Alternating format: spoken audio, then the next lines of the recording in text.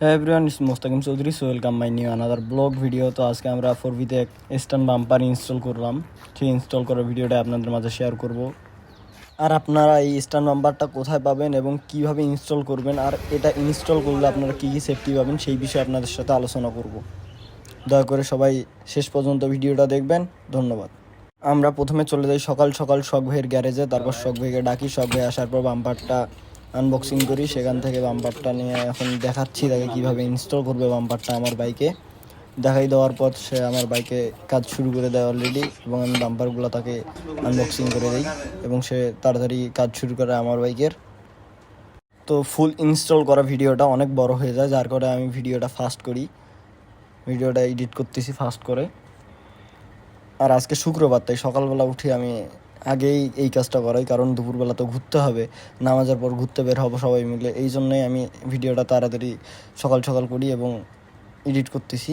সব কিছু খোলা শেষে আমরা চেক করতেছি যে এটা কোন পাশে বসবে বা ওটা বাম্পার কোন পাশে বসবে, কারণ এর আগে শখ ভাই একটা বাইকেও এরকম স্ট্যান্ড বাম্পার ইনস্টল করে নাই। অনেক বাম্পারই ইনস্টল করছে, বাট স্ট্যান্ড বাম্পার যেটা এটা ইনস্টল করে নাই। তাই আগে আমরা এটা যেহেতু হাতে তৈরি করা, এটা আগে একবার চেক করতে, চেক করার পর বসার পর আমরা সব কিছু আবার ঠিক করিয়া গাড়ির যে কাজগুলো করতে হবে এই কাজগুলো করবো আর কি। এই সাইডেরটাও আগেই লাগাইছি, এই ভিডিওটা আমি দিতে পারিনি, তবে এই সাইডেরটা লাগাইলাম, লাগিয়ে বুটটিগুলো লাগাইলাম। লাগার পর আমি এই সাইডের বুটটিগুলো লাগবার যাই একটা অকাজ, একটা রানিং একেবারে অকাজ, একটা সেই রকম কট একটা ভাঙি ফেলি লাগাইতে ধরিয়া।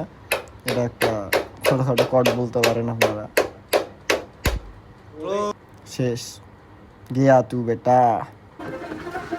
তারপর আমাদের কাজ শেষ হওয়ার পর আমার বাইকটা ওয়াশের জন্য নিয়ে আসি এবং বাইকটা ওয়াশ করতে দেয়, এবং শখ ভাই আমাদের ফ্রি একটা ওয়াশ করাই দেয় বাইকটা। ফ্রি ওয়াশ নেওয়ার সময় যে ফাজলামো শুরু হয়ে গেছে শখ ভাইয়ের, সেখান থেকে আমরা বাইকটা ধীরে ধীরে ওয়াশের কাজ আগাচ্ছে। আগার পর আমরা লাস্ট পর্যায়ে আপনারা দেখাচ্ছি যে কেমন একটা লুক আসলো এবং বাইকটা কেমন মনে হচ্ছে, এটা কি খারাপ হইলো নাকি ভালো হইলো আপনারা সবাই জানাবেন। আর এইটা কিন্তু অনেক সেফটি দেয় বেশি বাম্পারটা। মনে করেন যে আপনি স্লিপ করে পড়ছেন বা এরকম কোনো কিছু হলে বাইকটা একটু ভালো সেফটি দেয়, আপনার পা আঘাত থেকে বাঁচাবে, প্লাস বাইকটার ক্ষতি কম হবে। যার কারণে এই স্ট্যান্ড নাম্বারটা লাগা। আর আমি মাঝে মাঝে একটু স্ট্যান্ড প্র্যাকটিস করি, যার ফলে স্ট্যান্ড নাম্বারটা আমার খুব দরকার বলতে গেলে। যার কারণে আমি স্ট্যান্ড নাম্বারটা অর্ডার করে অনলাইন থেকে নিই, বাট একজন স্ট্যান্ড করতে বাইক স্ট্যান্ড ওই ভাইয়ের সাথে আমি অনেক দিন যাবত কথা বলতেছি, কথা বলার পর উনি আমাকে একটা ম্যানেজ করে দেয়। আর আমি অনলাইন থেকেই নেওয়া এক কথায় এটা বলতে গেলে সে আমাকে কুরিয়ার করে, আমি কুরিয়ার থেকে রিসিভ করি। যার ফলে আরও সন্দেহ ছিল যে এটা বাইকে সেট আপ করার পর সঠিক হবে কি হবে না, কারণ সব বাইকের তো সব কিছু সমান থাকে না। তো অনেক কষ্টের পর এক সময় সব কিছু সেট আপ হয় এবং বাইকটা ওয়াশ আমাদের শেষ হয়। এরপর আমরা দেখতে যাই আমাদের ব্রিজ, এক কথায় ছোটোখাটো একটা গ্রাউন্ডের মতো, আমি ওইখানে মোটামুটি স্ট্যান্ড প্র্যাকটিস করি আর কি এক কথায়। যার ফলে আমরা সেখানে যাই, সেখান থেকে আমরা প্র্যাকটিসের সব কিছু দেখি এবং বাইকটা মাটিতে রাখার পর দেখতেছি যে কেমন সেফটি দিবে এইটা।